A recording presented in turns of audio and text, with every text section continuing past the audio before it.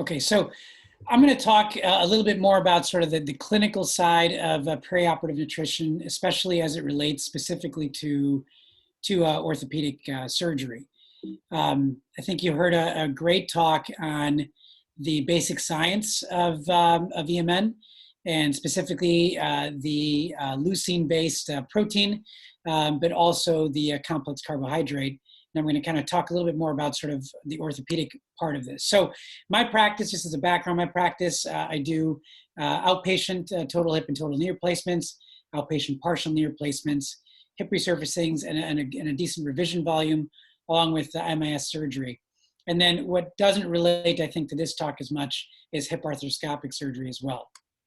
One of the things that I talk about a lot, one of the things that we've really worked on a lot is the model of, the patient-centric model for total joint replacement.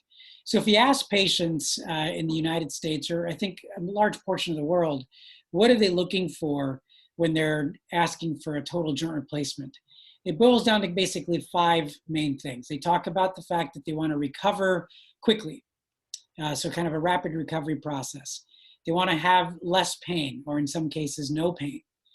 They want early mobility. They want a durability and a long-lasting process to the total joints that they're about to get. And then they really worry about cost. In the United States in particular, it's become important nowadays as deductibles and copays kind of go up. So those are kind of the main premises behind which patients are thinking about when they think about total joint replacement. And then what don't they want, right? So they don't want pain. They don't want any real reduction in function. They want a recovery that's seamless, that's fast. They don't want to have you slowed down. They really don't want limitations. And then they don't want complications. And complications in particular, hospital systems, any groups like ours that are taking care of patients, and all the payers that are present in the U.S. Nobody really wants a complication. Most importantly, patients. They don't want to have any complications, big or small. So age plays an important role. And so when we think about patients that undergo same-day total joint replacement, even though there are some patients that may be older, and as you know, Medicare has allowed total knee replacements to be done in the ambulatory surgery center, and soon likely will allow total hips to be done in the ambulatory surgery center. We know that that patient population is inherently a little bit older, a little bit functionally slower, and potentially having more comorbidities. So we know that even in older patients, we can do same-day total joint replacements. This is a video of a patient who's 75 years old who underwent a total hip replacement. This is about 25 minutes after his surgery. You can see that he's walking with a walker. We're not talking about those glorious videos of patients sort of dancing or doing whatever they do without a cane. This is an average patient undergoing an average total hip replacement in a nice minimally invasive way, having undergone a nutrition plan and a same-day total joint. The oldest total hip replacement patient we've done in this process with same day is 84. The oldest total knee is 81. And these are patients that are kind of chosen and optimized, and that includes nutrition. In total joint replacement, a lot of the patient optimization has really been about antibiotic prophylaxis, DVT prophylaxis, making sure that we minimize narcotic utilization, appropriate pericapsular injections, making sure we rely on early mobility, and then kind of having that safety network built out with home physical therapy or outpatient physical therapy. And I think in orthopedics, we all agree that nutrition is important. We know there's certain labs that we look for, whether it's albumin or total lymphocyte count or white blood cell count. We say these are kind of the thresholds for when you should operate and maybe when you should not operate. But we haven't really figured out what we should do with those patients that potentially are malnourished. And is there a role for making sure that nutrition is a part of the optimization path for total joint replacement patients? It also applies to younger patients. So this is that glorious video, right? So that 50-something-year-old patient who undergoes a total hip, who 2 weeks after surgery is dancing and walking. And this is a patient I met who had a couple of trekking poles and was walking around for many years with trekking poles and was worried about taking his daughter to his college visits or her college visits. And now you can see that, again, with an optimized plan and nutrition being a part of that optimized plan, patients can do really well early, whether they're young or they're old.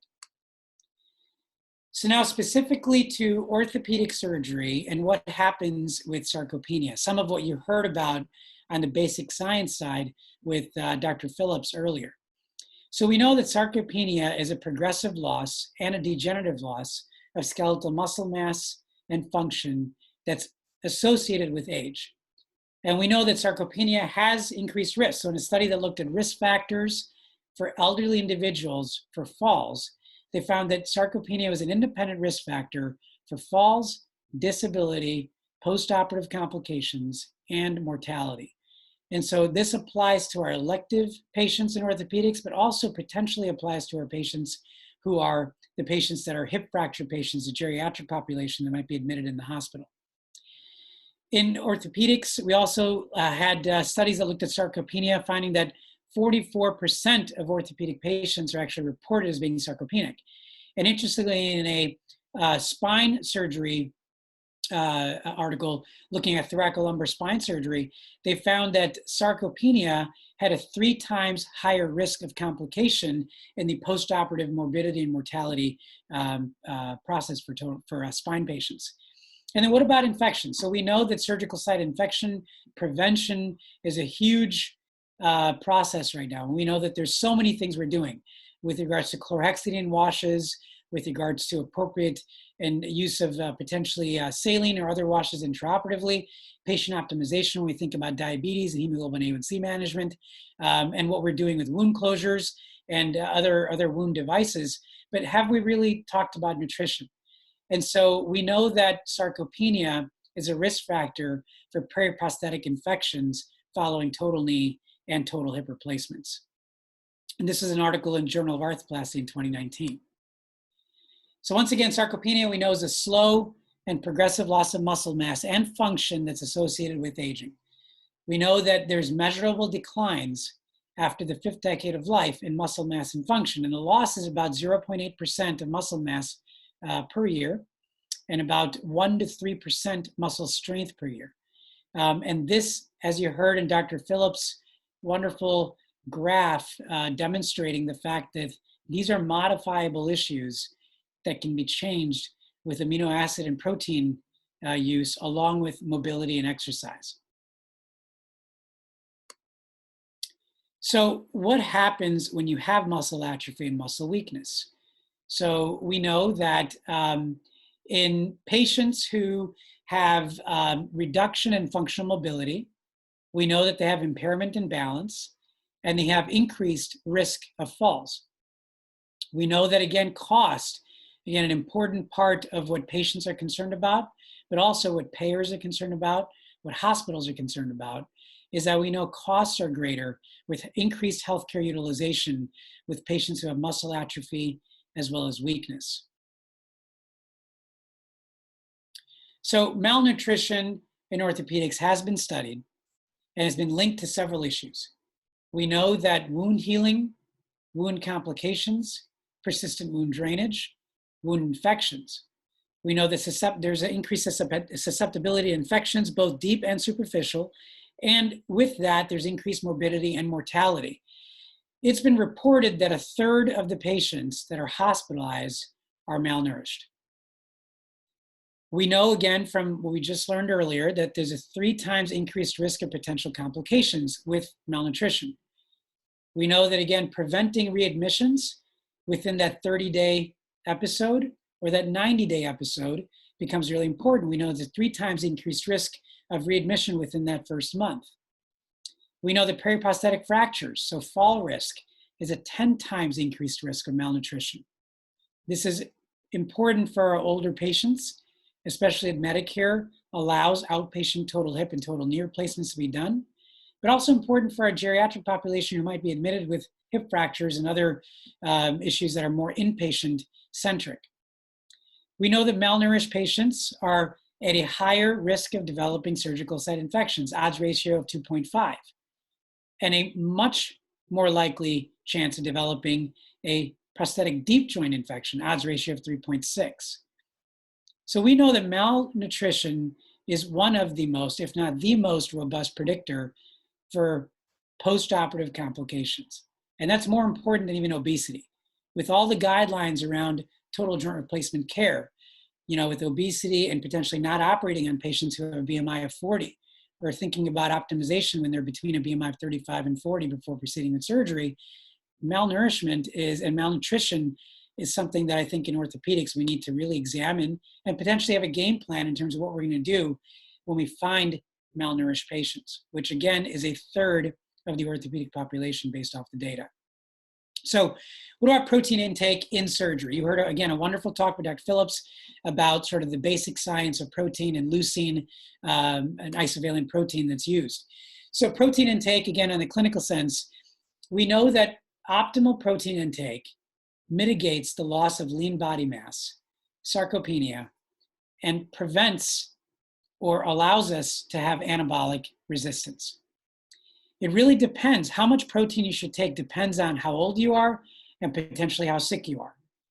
And so in general, it's 1.2 grams to 2.5 grams of protein per kilogram of body weight. And so if you sort of, I kind of look at this table here, if you go to the middle column here, which is about 1.45 grams per kilogram per day, the average patient, about 200 pounds, needs about 137 grams of protein per day. And we know when you looked at one of the other tables or graphs that Dr. Phillips presented, we know that there's a significant loss that occurs between prehabilitation, surgery, and post-rehabilitation.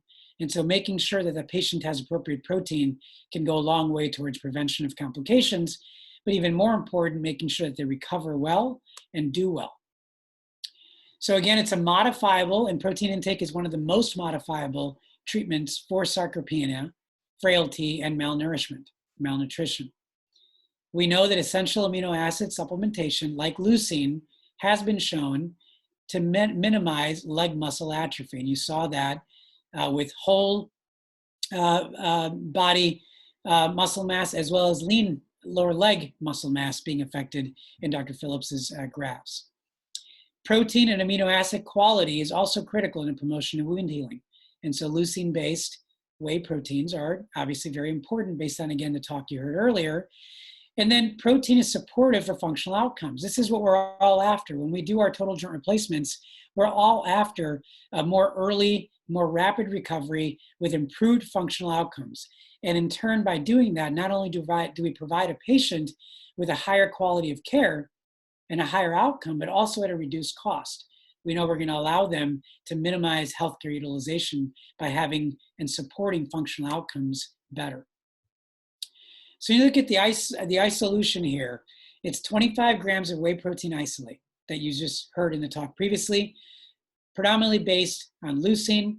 And then important things that, my wife is an immunologist and an allergist, and she sort of talks about this as well. It's grass-fed, pasture-raised dairy.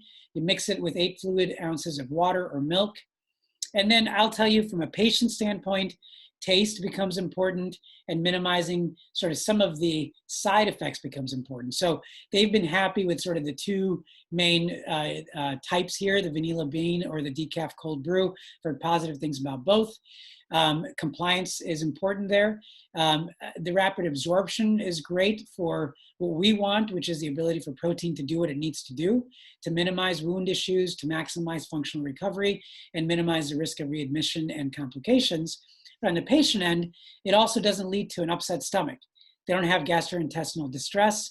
And then on the allergy and immunology front, we know that gluten-free and lactose-free products are taking off in the grocery stores regularly because patients are found to have gluten allergies or gluten sensitivity or lactose allergies, lactose sensitivity more and more often. And again, this really affects compliance quite a bit.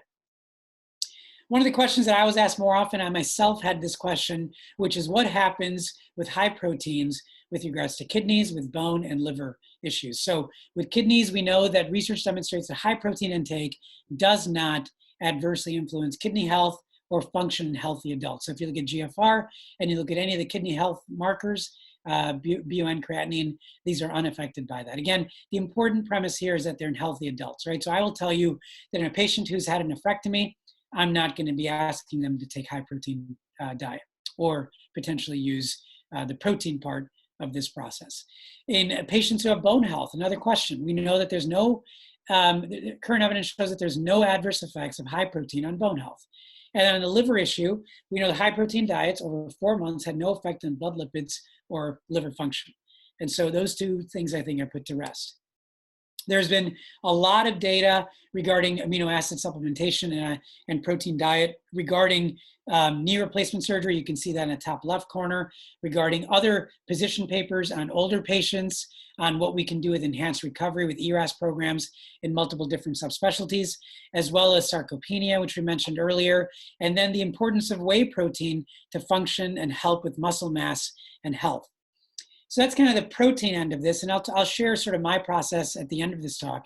I'll talk a little bit about carbohydrate loading for surgery. This is the other important part. So for a long time, in most countries currently, including the majority of the United States, 100% of patients undergoing elective surgery or non-elective surgery, as long as it's not urgent or emergent surgery, patients are asked to not eat or drink, so be NPO, for minimum 8 hours before surgery.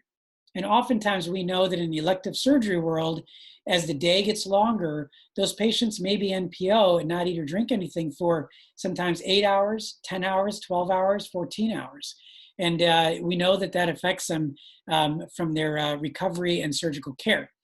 We know that there's a metabolic stress that surgery causes, and it can lead to issues resulting in hyperglycemia, so sort of this diabetes of injury. And we know that hyperglycemia, insulin resistance, is correlated with mortality, morbidity, complications, length of stay, inflammatory responses, as well as what we talked about earlier, wound healing and reduced muscle function. And we know that in patients who have prolonged fasting in our surgical population, they develop insulin resistance, hyperglycemia, they lose lean body mass, and then they have other things that we've always termed as anesthesia-related side effects, when in fact it could be the side effect of the fact that they've been NPO for a long time, which is postoperative nausea, vomiting, and discomfort, thirst, hunger, and anxiety. You know, when I started doing same-day total joints in 2013, I sort of asked myself this question, is how can we ask a patient to be NPO for several hours and then within minutes after surgery get up and start walking and not experience the side effects like dizziness or nausea or vomiting? And so this really has helped minimize that. We know that by allowing for preoperative carb loading, the body is in a fed state. And so as opposed to being NPO, it is better for their insulin sensitivity. So here is a good graph, and I think this really says a lot to me, which is when you see the NPO, the blue bar here, you realize that there's a significant impact on insulin sensitivity from baseline. Whereas when it's a complex carb loading drink, you see how it right along the baseline, a patient kind of maintains that steady state. And so throughout their recovery, whether it's early rapid discharge or whether it's a couple nights stay, they can kind of maintain that baseline status.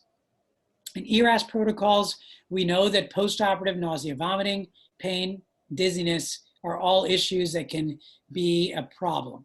And we know that with carbohydrate loading, it is an independent factor to reduce the length of stay. So we know that by doing this, we can reduce all of these side effects that technically we've always termed as anesthesia-related side effects, when in reality, it could be an aggregate of the lack of complex carb loading along with sort of anesthesia and the response with insulin sensitivity. Procedure-specific things, so I'll kind of focus on orthopedics here. We know that there's a reduction in insulin resistance with total hip replacement and hip fracture surgery in 2 studies that have looked at this when we think about complex carb loading. So the composition of the pre-recovery drink is 50 grams of maltodextrin, a complex carbohydrate.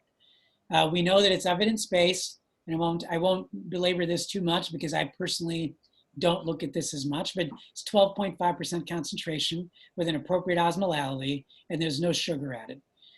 Most importantly, again, we all strive to standardize our processes for same-day and inpatient stay total joint replacements. And so we know that from a standardization process, it meets all the ERAS guidelines. We know it's a proven safety profile and that it standardizes. This is where it really assists our anesthesia colleagues, assists our postoperative nursing group, is that it can really help standardize our hydration protocols and our preoperative and postoperative fluid protocols, which can be helpful for patients. We again know that minimizing insulin resistance improves length of stay and will improve and does improve patient-reported outcomes, which are all being measured. So from a guideline standpoint, we know the ASA, American Society of Anesthesiologists, has recommended 2 hours prior to surgery to drink a complex carbohydrate drink. And the Canadian anesthesiologists have recommended the same. When we look at the strong level of recommendations, the ERAS Society, the American Society of Enhanced Recovery, and the Enhanced Recovery Society of Canada have all recommended and strongly recommended the use of preoperative complex carbohydrate drinks at 50 grams. We know that from a perioperative hydration and fluid management piece, 50 grams of complex carbohydrate, maltodextrin, is recommended. We should, again, incite your patients to drink it quickly. It's not something you sip like a nice cocktail. It's more of a 20-minute quick drink, and you do it about 2 to 3 hours prior to anesthesia.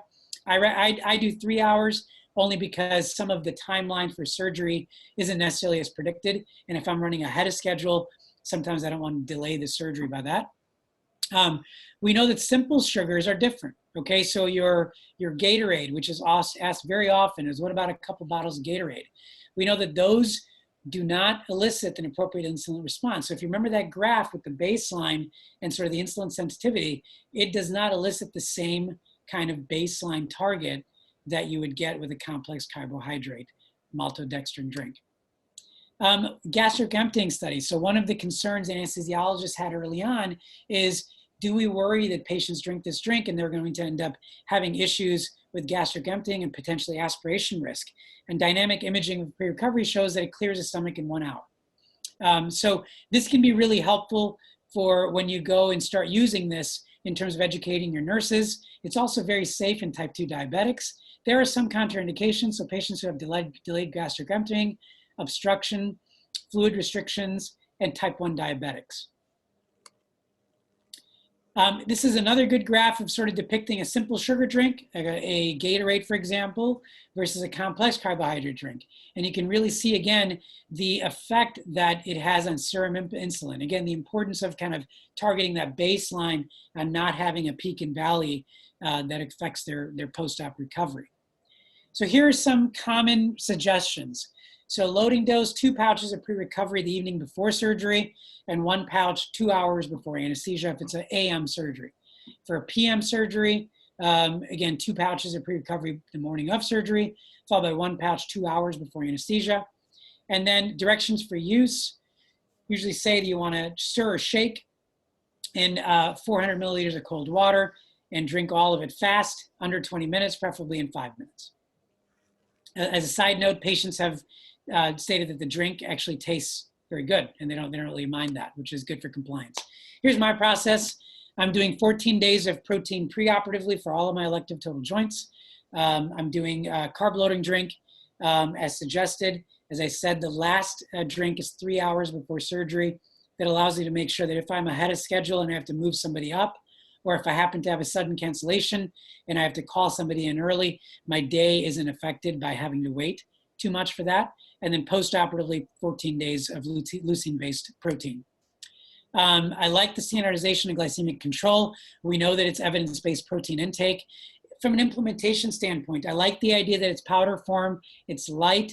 The box, when it's delivered, it's a light box that a caregiver or a patient can pick up from the front porch. It's not heavy. It would be as it would be for premixed bottles with liquid. Those can be quite heavy. We know a lot of our patients' caregivers are their older or potentially less functional spouses that might have rotator cuff issues or lumbar spine issues and can be painful to lift up heavy boxes.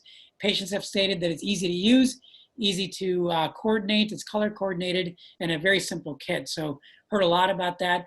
Feedback-wise, from a cost standpoint, I can tell you that obviously there's always concern around cost. The cost is great for minimization of complications. The cost actually for patients, they haven't really been against it. Once they recognize the importance of this for their care, they really don't mind it at all. Similar to what they're doing in most of their life when it comes to nutrition, when you think about them paying for weight loss kits, when they're paying for other levels of protein that they kind of pick up from the grocery store or order from Amazon or other sites. With that, I'll kind of end. I think it's really important to look at nutrition. We've optimized a lot when we think about orthopedics and total joint replacement. We have cited that there are things we should look at in order to minimize problems when it comes to nutrition, but we have not come up with a game plan on what to do about that. And I think this serves a very good game plan. So thank you very much.